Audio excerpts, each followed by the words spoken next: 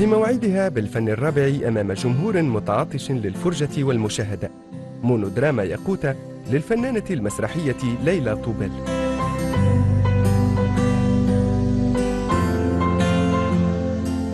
احكي له نكتة، عمل له قردة، عمل له بنونة، عمل له نايبة في المجلس بالبوق والخوضة، عمل له عمايل ورجع خطوة بالك تلقى فرهودة فرة بده.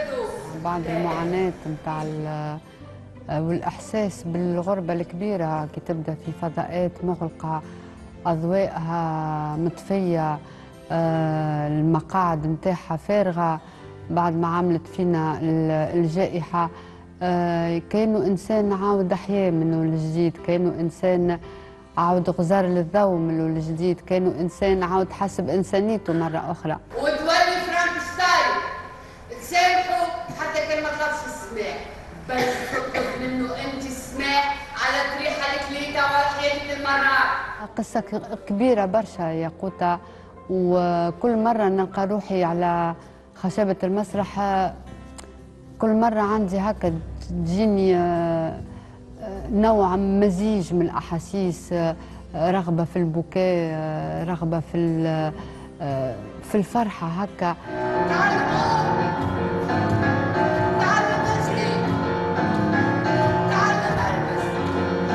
كل دمعة يحبوها تكون محبوسة في العين، كل صوت يحبوه يكون ساكت، كل حق يحبوه يتخبى.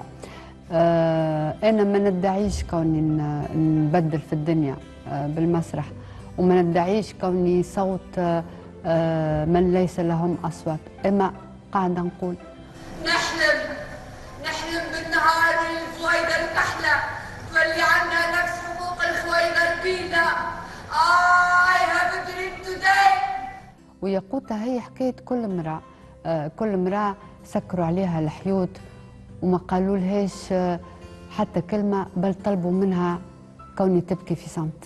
لا ما تربطونيش في الفرش، ما تعطونيش الدواء، زي ما شانو خليني نشتغل، خليني نشتغل، خليني نشتغل.